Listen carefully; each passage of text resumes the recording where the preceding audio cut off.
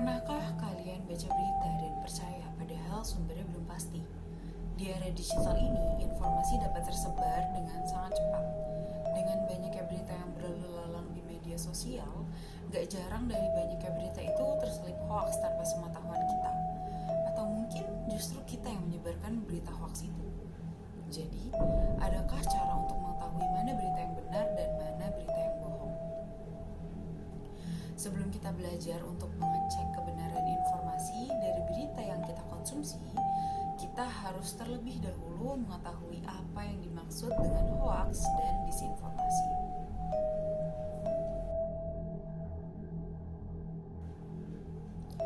Menurut Diskominfo, hoax adalah informasi palsu atau berita bohong yang sengaja dibuat dan disebarkan untuk menutupi informasi yang sebenarnya.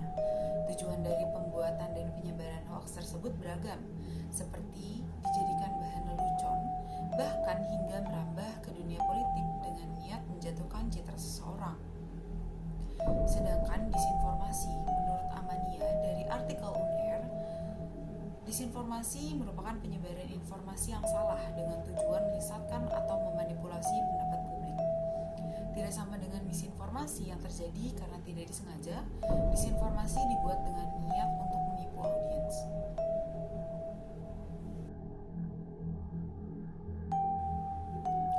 Ternyata ada beberapa alasan kenapa hoax dapat menyebar dengan cepat, dan berikut adalah faktor utamanya.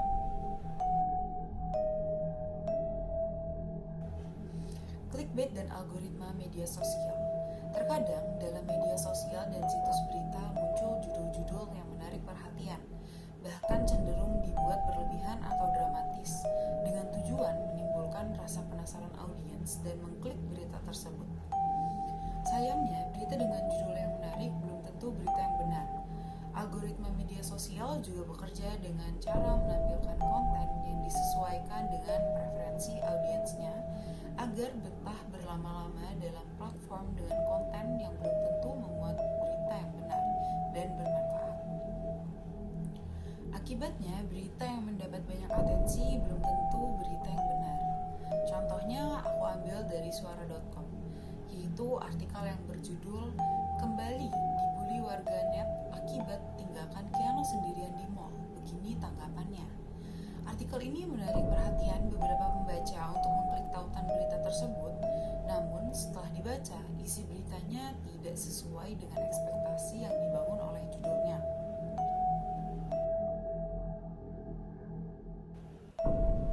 Kemudian ada bias konfirmasi. Kebanyakan audiens cenderung lebih mudah percaya dengan berita yang sesuai dengan apa yang sudah diyakini, bahkan jika berita itu belum tentu benar.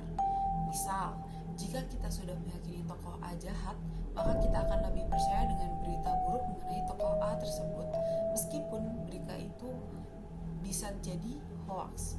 Hal ini dapat terjadi akibat otak lebih menyukai informasi yang sejalan dengan apa yang kita percaya daripada harus mencari ulang kebenaran dan mengubah pandangan kita. Contohnya dari bias informasi ini adalah berita mengenai vaksin COVID-19 yang dapat menyebabkan kelumpuhan atau bahkan kematian. Individu yang sedari awal sudah skeptis akan cenderung lebih mudah percaya akan informasi ini tanpa memverifikasi kebenarannya. Yang terakhir adalah kurangnya literasi digital. Rendahnya tingkat literasi di Indonesia menjadi salah satu kenapa disinformasi dan hoax dapat terjadi. Banyak orang yang belum terbiasa untuk memverifikasi apakah berita yang dikonsumsi itu benar atau tidak. Setelah mengkonsumsi berita yang belum dikonfirmasi kebenarannya, mereka justru lanjut menyebarkan berita tersebut ke teman atau keluarga. Padahal jika audiens membaca dengan lebih teliti, maka audiens dapat melihat tanda-tanda bahwa berita itu mencurigakan, seperti sumbernya yang tidak jelas atau isi berita yang berlebihan. Contoh dari kurangnya literasi digital ini diambil dari PDDI Diskominfo Jateng yang merupakan pesan berantai di media sosial berisi informasi bahwa pemerintah akan memberikan bantuan sosial berupa uang tunai sebesar 5 juta melalui pendaftaran online.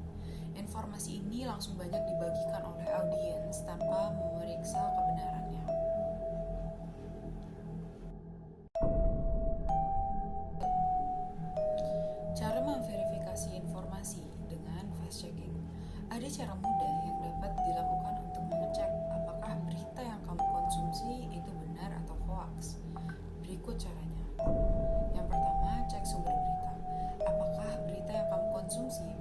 dari sumber yang kredibel atau dari blog pribadi yang tidak memiliki dasar jurnalistik.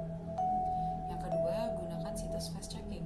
Dengan mengakses situs cekfakta.com, turnbackhoax.id, atau snopes.com, aku akan mencontohkan dengan situs cekfakta.com. Pertama, kamu buka situsnya, kemudian ketik di kolom pencarian berita apa yang ingin kamu cek. Kemudian situs akan menampilkan beberapa artikel terkait yang bisa kamu akses dan kamu gunakan untuk memastikan beritanya.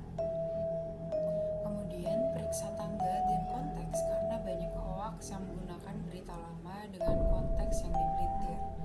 Yang terakhir, bandingkan dengan sumber lain dan tidak percaya dengan satu sumber. Bandingkan dengan media besar lainnya dengan reputasi yang baik. Di era banjir informasi ini, tugas kita tidak hanya sebatas konsumen, namun kita juga menjadi pemeriksa fakta berita. Jangan sampai kita ikut menyebarkan berita hoaks yang berujung merugikan